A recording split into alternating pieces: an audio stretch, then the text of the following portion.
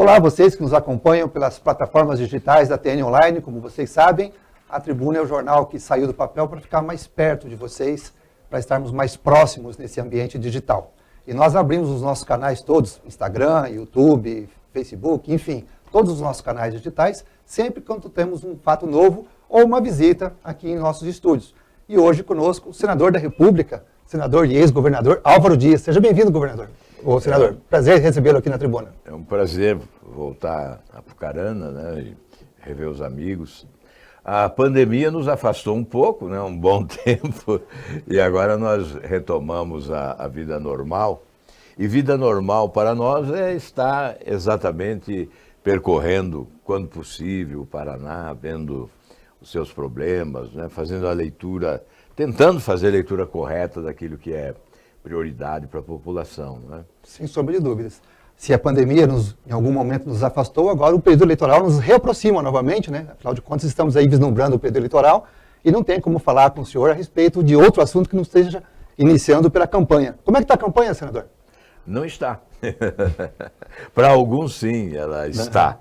No meu caso, não, porque eu estou focado no trabalho, né? Só no trabalho. E, felizmente, nas últimas semanas, tive resultados excepcionais, né? Com a aprovação de importantes projetos no Senado, a promulgação, inclusive, de uma emenda constitucional de minha autoria, que diz respeito à saúde pública, à saúde da população, né? Na verdade, trata-se de um produto da medicina nuclear que falta no Brasil para atender doenças graves, tanto no diagnóstico, prevenção, quanto a cura do câncer e outras doenças graves. Trata-se do radiosótopo, que é produzido só em São Paulo e Rio de Janeiro. É um monopólio de dois institutos. E por isso, muitas pessoas morrem no Brasil por falta desse atendimento essencial. Doença de câncer de tireoide, por exemplo. Então, muitas vezes, eu vi um brasileiro morrendo, imaginava, será que se esse meu projeto tivesse sido aprovado, esse brasileiro estaria morrendo? Ou ele estaria tendo o direito de salvar a própria vida? Então é gratificante ver o resultado. Então, eu citei um exemplo, mas não vou citar outros, porque claro, senão a entrevista fica uma prestação de contas interminável. É verdade. Né? Falando em agenda no Senado, recentemente aprovamos aquele teto do ICMS lá para os combustíveis com a iniciativa, o esforço para reduzir o valor do combustível. Exato. Mas isso pressupõe uma renúncia fiscal que no Paraná, por exemplo, estima-se em 6 bilhões. Você acha que vai conseguir uma compensação dessas perdas com o governo federal? Há essa possibilidade? Eu não creio que ocorra uma compensação dessa grandeza, né? Porque é muita renúncia. Na verdade, pesa, o impacto é enorme, né, na receita estadual. Mas é o sacrifício. Qual é o maior patrimônio do Estado? É o seu povo. É para atender a população. Então, essa é uma obra necessária nesse momento, né? É um momento de emergência. Por isso nós votamos favoravelmente, entendendo que há esse rombo nos cofres estaduais, uma redução de receita. Na contrapartida, há pouco tempo, nós repassamos mais do que era necessário, quando da pandemia, né, nós aprovamos no Congresso o repasse de recursos para compensar a perda de receita. Só que repassamos muito mais do que o necessário. E aí, o que tivemos que fazer? Aprovar um outro projeto para autorizar gastos neste ano. Então, de certa forma, já houve uma compensação antecipada. Estou dizendo isso com franqueza, porque nós temos que ser sinceros com a população. Eu vi o governador Ratinho Júnior com a mesma grandeza, dizendo que, de qualquer modo, a compensação virá com o crescimento econômico do Paraná, com a economia crescendo, o Estado arrecada mais, então esta é a compensação. E exatamente, se você reduz o custo Brasil, reduzindo o custo do combustível para os produtores, para os empresários, para os consumidores de modo geral, para os caminhoneiros, enfim, para todos nós, você estará dinamizando a economia. Claro. Então, há um resultado aí indireto. Eu até perguntei com relação à questão do ICMS, porque quer quer queira ou não, a renúncia fiscal tira recursos de áreas estratégicas, como o senhor havia acabado de falar da saúde, né? A saúde também acaba afetada quando o Estado promove uma renúncia fiscal nessa medida, né? De 6 bilhões ano não é pouca coisa. O Estado tem que ter mais competência, né? O governo tem que ter ainda mais competência para estabelecer bem a relação custo-benefício de cada investimento, reduzir as despesas desnecessárias para atender todos os setores sem precarizar, né? Sem estabelecer precariedade no atendimento a setores fundamentais como a saúde, que tem que ser a suprema lei. Ok. Senador, fator Moro nas eleições 2022 para o Senado. Pesquisas recentes apontaram, por exemplo, algumas pesquisas apontaram, inclusive, ele à frente do senhor, rapidamente, ali, pequeno espaço, mas também a mais atual, numa inversão, o senhor um pouquinho mais à frente. Mas, enfim, o fato é que o senhor era um grande aliado, um incentivador na entrada do ex-juiz, inclusive, na vida política, e hoje ele é uma ameaça real à candidatura Álvaro Dias ao Senado no estado do Paraná. Ou estou enganado? Não, eu não posso falar sobre esse assunto porque nós estamos proibidos pela legislação. E a emissora pode levar uma multa. Eu sou um respeitador da lei. Então eu peço permissão a você para não falar sobre esse assunto. Aliás, é muito bom não falar sobre esse assunto, não é? Eu acho que a população acompanha o trabalho, ela, no momento adequado, será soberana para decidir. E essas especulações, sabe, desta fase de pré-campanha eleitoral, esse jogo muitas vezes sujo, né, de números falsificados em pesquisas e tal. Estou falando em tese, não estou acusando ninguém, não é? Isso tudo tem que ser desconsiderado. O que vale mesmo é o sentimento popular, é o que a população pensa sobre os homens públicos. E acho que nós vamos aprendendo, né, com o tempo. Nós vamos aprendendo com o tempo. O cidadão vai aprendendo com o tempo a conhecer melhor os políticos, né? A separar joio do trigo, a perceber determinados lances, porque realmente a política é esse chão minado, né? De incompreensões, de ingratidões, de traições assim que machucam. O senhor se sente traído pelo Moro nessa questão? Eu não me sinto nada, eu estou feliz, sabe? Eu estou feliz. Eu chego... Mas o senhor já deu entrevista, por exemplo, inclusive nacionalmente falando, que quando havia a possibilidade dele sair candidato a presidente, o senhor chegou a dizer, inclusive, que caso fracassasse a eventual candidatura dele à presidência da República, o senhor abriria mão da sua candidatura ao Senado no Estado em nome dele, em favor dele. O senhor chegou a dizer isso publicamente, inclusive. Veja como eu sou bonzinho, né? De fato. Generoso, e aí hoje não pode falar, então essa concorrência não muda a estratégia de campanha? Veja como eu sou generoso, não é? No Podemos, realmente eu abriria mão de tudo, porque o que importa é o projeto. Nós temos um projeto. Nós estamos construindo o Podemos há 5 anos. Agora, no dia 1º de julho, completou 5 anos. É um projeto de partido alternativo que quer ser diferente, porque os partidos acabaram se desgastando demais. Então, a população não tem preferência partidária. Então, nós idealizamos um partido e estamos construindo, a duras penas. Evidentemente com o propósito de oferecer uma alternativa, uma ferramenta política de mudança. O que nós queremos é convencer o povo brasileiro que é possível ter um partido capaz de mudar a realidade difícil que nós estamos enfrentando. Então é evidente que dentro desse projeto eu abriria mão de tudo. Não teria nenhum problema. Agora, fora do projeto, não há nenhum compromisso de renúncia da nossa parte.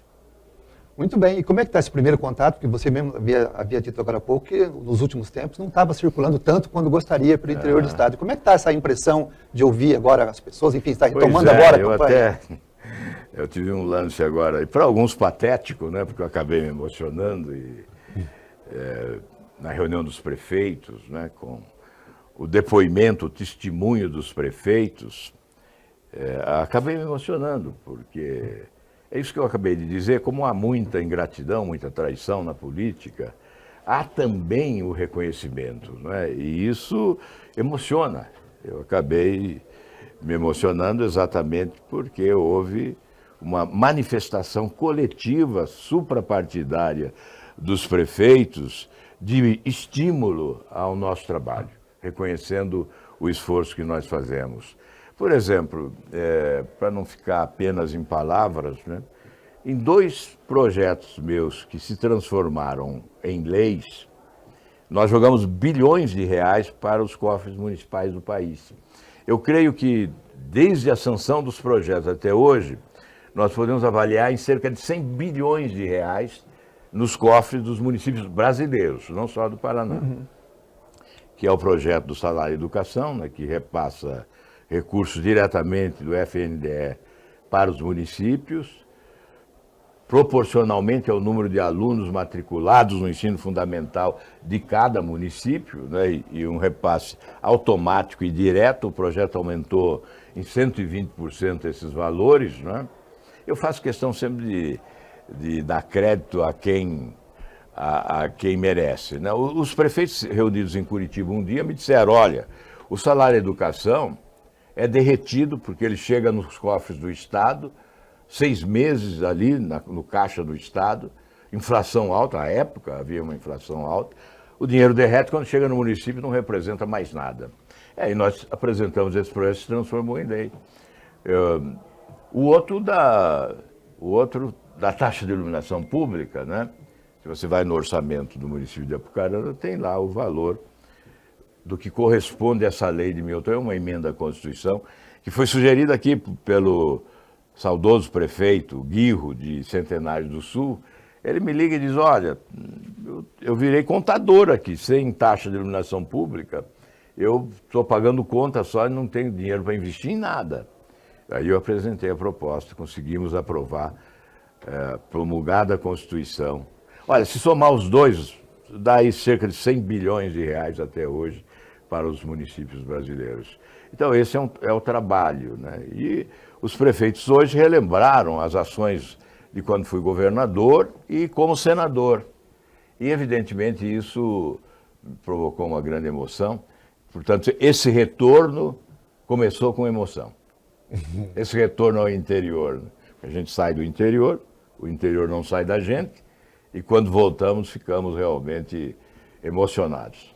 Ok, como é que vai ser agora? Só para a gente poder ter uma ideia de como é que vai ser a campanha agora para o Senado, porque nesse período, vai dividir ainda algumas pautas ainda no Senado, algumas atividades lá, obviamente, né? Exato. E como é que está o teu plano para circular o interior do Estado, enfim, fazer esse contato? Como é que vai ser essa campanha do Álvaro Dias? Nós temos mais uma semana, né, agora, a próxima semana ainda há funcionamento normal do Senado, mas nós estamos bicameral, aliás, bicameral não, sistema híbrido, né? Bicameral é Senado e Câmara. Sim. Nós estamos com o sistema híbrido funcionando, parte presencial, vai para lá. remoto, né? Eu tenho ido todas as semanas, ou quem não vai, faz pela videoconferência, né?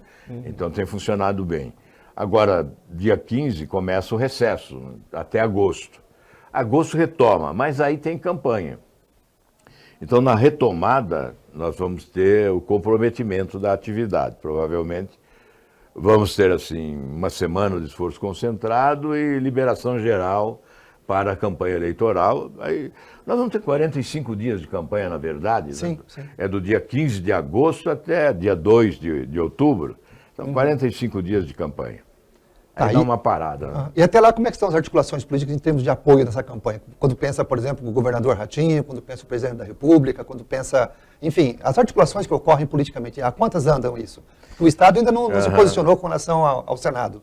Não, quando se fala, por exemplo, em coligação com o governador, não deveria se falar se vai ocorrer uma coligação. Sim. Deveria se falar, vai se romper a coligação? Porque a coligação vem de antes, né? Vem de 2018. Houve uma coligação em 2018 do nosso partido com o partido do governador. Então, reformula a pergunta. Há a possibilidade, então, de rompimento dessa coligação? Agora a pergunta é correta. Ok. Mas normalmente perguntam diferente, né? Então, houve essa coligação, né, elegemos o senador Orioviz, que, aliás, é um grande senador, não é? Na verdade, a divulgação não é tão intensa da atividade parlamentar, mas os 2 senadores do Paraná, os outros 2, né, Flávio Arnes e Orioviz, que foram eleitos em 2018, são excepcionais senadores. Um voltado mais para as questões da educação e área social, que é o Flávio Arnes, e o Olho Visto para as questões econômicas. Nesse momento de crise, é fundamental alguém que tenha conhecimento econômico em profundidade. Então, são dois grandes senadores. Então, essa coligação vem de 2018, ela não foi rompida, nós apoiamos o governo do Estado durante esses anos e agora estamos aguardando as convenções. Se ela será mantida ou não, nós dependemos das convenções. O relacionamento é bom e, portanto, é provável que ocorra a preservação desta coligação. Existem vários partidos, tem aqui, por exemplo, está nos acompanhando hoje o Nivaldo Ramos, que é presidente do Patriota, assim como outros companheiros do Partido Podemos, que são candidatos, né? O Marcelo Siena, aqui de Marialva, tem o Ricardo Maia de Maringá, que está aqui conosco, nos acompanhando, tem a Bruna Fogaça, que vem lá de Santo Antônio da Platina, que está nos acompanhando. Enfim, todos eles participam desta deliberação. Há expectativa de que permaneçamos unidos a favor do Paraná. Essa é uma expectativa. Eu lhe pergunto porque essa articulação não é tão simples, uma vez que, por exemplo, o presidente da República já se manifestou favorável a um outro candidato ao Senado aqui no Estado e pressiona o governo do Estado para que dê apoio a esse candidato. Há um alinhamento também entre o governo do Estado e o governo federal. E o senhor também tem um alinhamento com a pauta do governo federal em algumas questões. Então, por isso que eu lhe perguntei sobre essa... Exato, se há possibilidade de rompimento dessa coligação. Sempre há possibilidade de rompimento, mas também a possibilidade maior é de manutenção, não é? Mesmo que o fato seja verdadeiro, né, de um outro nome que foi cogitado pelo presidente da República, mas são especulações, né? As circunstâncias podem determinar mudança de rumo. Então, por isso que eu tenho essa cautela de não avançar sinal, de ficar aguardando o momento de bater o martelo mesmo, né? Que esse momento é o momento da convenção. É claro que o entendimento pode ocorrer antes, nos momentos que antecedem a convenção. Mas você falou em pesquisa e eu quero agradecer à população do Paraná, porque eu conheço todas as pesquisas oficiais no Paraná, estão nos oferecendo uma boa margem, uma boa vantagem, e eu sou muito grato por isso. Eu posso citar Paraná Pesquisas, eu posso citar o IRG, eu posso citar a IPESP, né, que é o sucedâneo do IBOP, né, que fez pesquisa recente. Em todas elas, nós temos uma boa vantagem. Por isso eu quero agradecer a todos os paranaenses por essa consideração, dizer que fico grato porque tenho trabalhado bastante, tenho renunciado a privilégios, tenho praticado o discurso, né, porque muitos combatem corrupção e privilégios, mas não abrem mão deles, né? E a nossa prática é superior ao discurso, porque se o discurso empolga, o exemplo arrasta, né? Então nós preferimos o exemplo. Então eu tenho abri mão da aposentadoria de ex-governador, eu sei que muita gente ainda não sabe disso. Isso significa certamente mais de 11 bilhões de reais renunciados, né, nos 29 anos desde que deixei o governo e tinha direito a esta aposentadoria. Né? Todos receberam, os ex-governadores, as viúvas de ex-governadores. Eu abri mão em respeito à população do Paraná. Abro mão do auxílio moradia.